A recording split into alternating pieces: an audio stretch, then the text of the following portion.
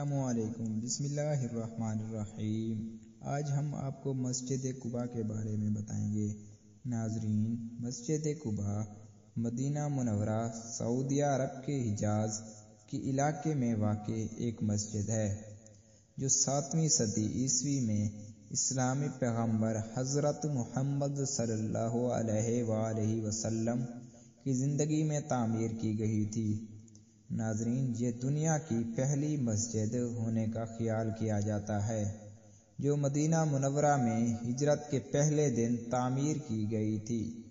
مسجد قباء کا نام اسی واقعہ پر مبنی ہے جس کا ذکر قرآن مجید میں بھی کیا گیا ہے۔ قرآن کریم کی سورۃ التوبہ میں اللہ تعالیٰ نے ارشاد فرمایا: اذا اذن اللہ ورسولہ لیوم الحشور لا تسعوا ایدیکم ولکل حناق یطشع القوم کفروا ہنالک وہم یذوقون عذاب الحریق۔ سورۃ التوبہ کی آیت نمبر 12 ہے یہ۔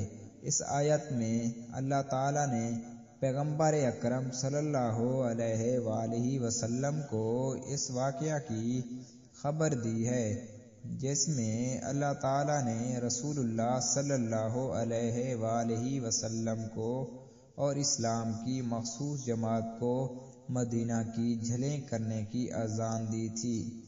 ناظرین، مسجد قباء کا نام اس آیت کے موازین میں آیا اور یہاں پر اس واقعہ کی یادگار بنائی گئی ہے۔ مسجد قباء کا شمار اسلام کی 5 مقدس مساجد میں ہوتا ہے۔ یہ مسجد مدینہ منورہ سے تقریباً 6 کلومیٹر کے فاصلے پر واقع ہے۔ یہ مسجد ایک مربع شکل کی ہے اور اس کا رقبہ 10,000 مربع میٹر ہے۔ مسجد میں ایک مینار ہے جو 45 میٹر یعنی 148 فٹ بلند ہے۔ مسجد کی دیواریں سفید سنگ مرمر سے بنی ہیں اور اس کی چھت لکڑی سے بنی ہے۔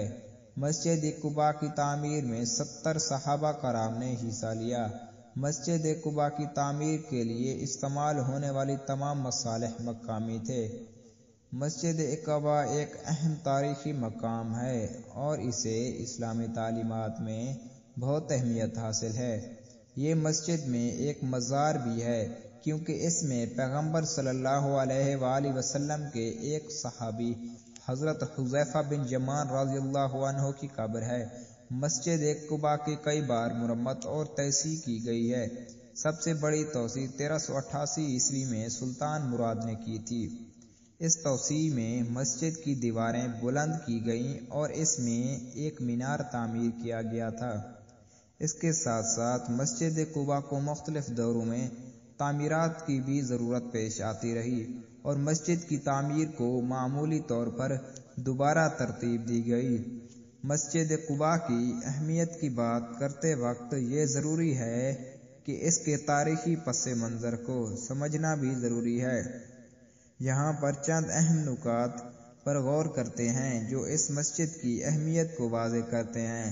ناظرین گرامی، پیغمبر اکرم صلی اللہ علیہ وآلہ وسلم کی آخری روایتیں مسجد قباء نے حضرت پیغمبر صلی اللہ علیہ وآلہ وسلم کی زندگی کے اہم حوالے فراہم کیے۔ پیغمبر اکرم صلی اللہ علیہ وآلہ وسلم نے مدینہ میں واقع مسجد قباء کو اپنی عبادات کی جگہ بنایا اور وہاں معمولی طور پر حدیث کی تعلیم دیتے تھے۔ ان کی آخری روایتیں بھی مسجد قباء میں حاصل ہوئیں۔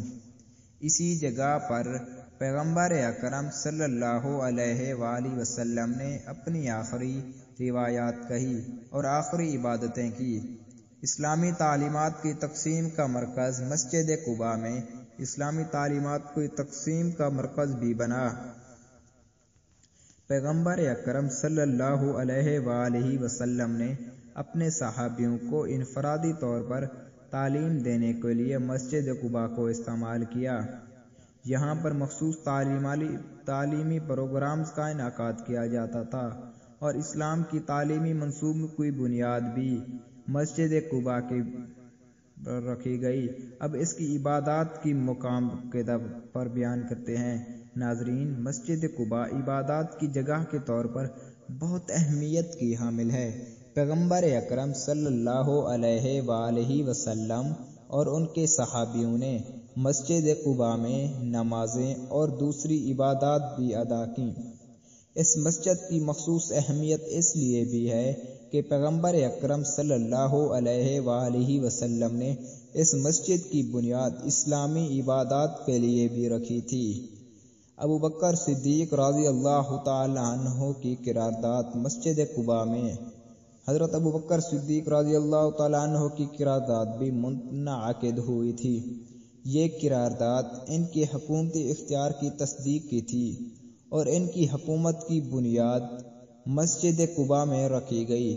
اب اس کی عبادات کے مکمل اجر کی طرف بڑھتے ہیں تو ناظرین، مسجد قباء کی حدیثوں میں ایک اور اہم نکتہ یہ ہے کہ پیغمبر اکرم صلی اللہ علیہ وآلہ وسلم نے اس جگہ پر کی گئی عبادات کو مکمل اجر کے ساتھ ذکر کیا، یعنی جو کوئی مسجد قباء میں نمازیں پڑھتا تھا اس کو اس کی عبادات کا اجر ملتا۔ مسجد قباء کی تاریخ اور اہمیت کے ساتھ ساتھ یہاں پر پیغمبر اکرم صلی اللہ علیہ وآلہ وسلم کی مختلف حدیثوں کا بھی اہم کردار ہے۔ مسجد قباء کے متعلق چند حدیث درج ذیل ہیں۔ حضرت عبداللہ بن عمر رضی اللہ عنہ سے روایت ہے کہ نبی اکرم صلی اللہ علیہ وآلہ وسلم مسجد قباء میں تشریف لے جاتے اور اس میں 2 رکعت نماز پڑھتے تھے۔ اس لیے ہم سب مسلمانوں کو یہاں جا کر 2 رکعت نماز نفل ضرور ادا کرنی چاہیے، کیونکہ یہ نفل ہے۔ ناظرین، اس طرح کی مزید اسلامی معلومات سننے کے لیے ہمارے چینل کو سبسکرائب کر دیں۔